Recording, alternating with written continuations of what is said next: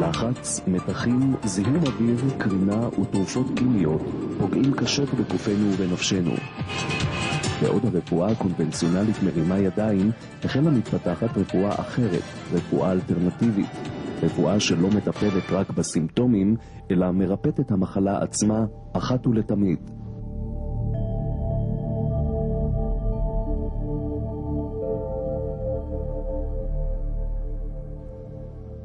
עוד לפני 200 שנה לוחמים שנכנסו לנוח כביכול בתקווה לנוח מקרבות בשקט מתחת לאדמה, יצאו משם תוך שעה 3 שעות מלאי מרץ, חזקים, מרועננים, ממש רעננים לחלוטין.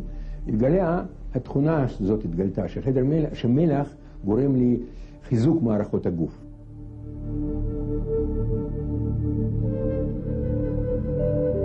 בהתחלה זה הצחיק אותי כזה, אני אכנס לחדר הזה וזה יעשה פלאים, אבל הגעתי, ווואלה, זה הוכיח את עצמו.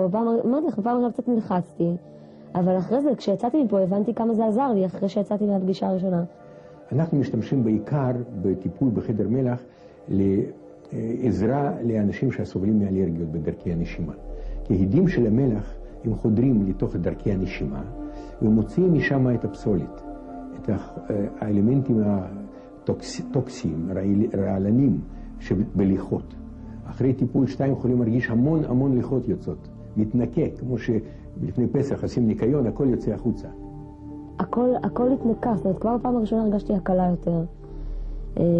בפעם השנייה שהייתי פה כבר הרבה יותר טוב, ועכשיו זה גם, אתה מרגיש כזה, בהתחלה רק קצת קצוצי כזה, קצת כאילו חוסר יכולת לנשום תקין, ואחרי זה נגיד, וזה ככה מנקה את כל הלכה ואת כל השיעול שיש לי, ואני משתעלת יחד עם הריאות, זאת אומרת, זה ממש כואב. משתעל, מוציא איזה מאף, מדרכי הנשימה, וכעבור 5-6 טיפולים חלה הטבה, בעזרת השם. וככה תוך 14 טיפולים זה מספיק כדי לאושש את המערכת הנשימה.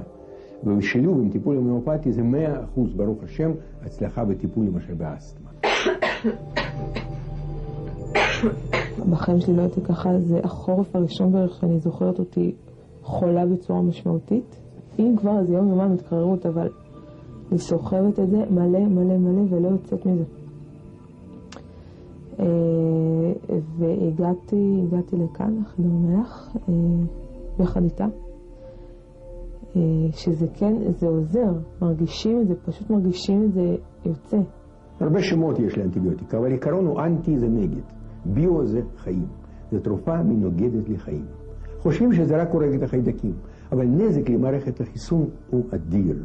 מרוב טיפול הלא מבוקר באנטיביוטיקה נוצרו המון מחלות. אני חושב שגם סרטן, אחת מהמחלות שנוצרו כתוצאה מפגיעה במערכת החיסונית. בכל הנוגע לבעיות נשימה של החורף, השיעולים, שפעות, בעיות נשימה בלי קשר, אין לי מה לעשות בקופת חולים ולא אצל הרופא. אנחנו מרפאים את הדלקת גרון תוך שעה, באחריות. אנשים באים עם מוגלה בגרון. למחרת זה נגמר בטיפול הומאופתי. אנטיביוטיקה צריכים לקחת 1-10 ימים. דלקת ריאות תוך יום-יומיים בלי אנטיביוטיקה. זאת אומרת, אם היו מעמידים עכשיו במבחן רפואה רגילה וטיפול הומאופתי בבעיות זיהומיות, 100% היינו יוצאים בניצחון. רק שיתנו לנו את האפשרות להוכיח.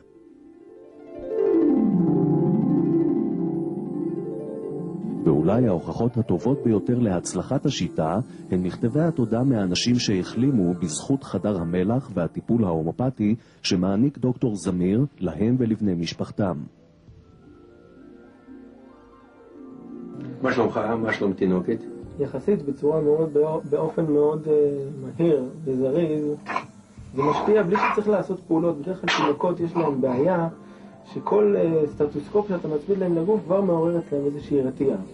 אז לכן, דרך הטיפול הזאת הייתה מאוד אפקטיבית, כי היא לא דרשה מהתינוק שום מאמץ בצידו. פשוט להמשיך לנשום כמו בכל יום רגיל. שום תרופות זה העיקר. ברוך השם שהפתרון הוכיח את עצמו על הצד הטוב ביותר.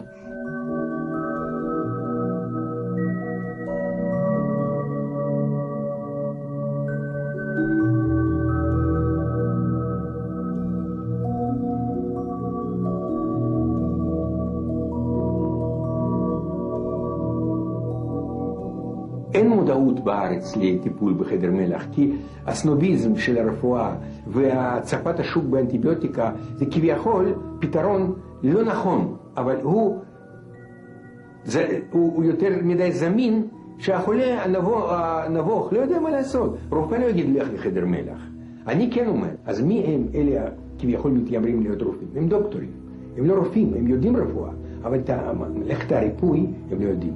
אני רופא כנראה נולדתי וקיבלתי משמיים הרבה ברכה לזה.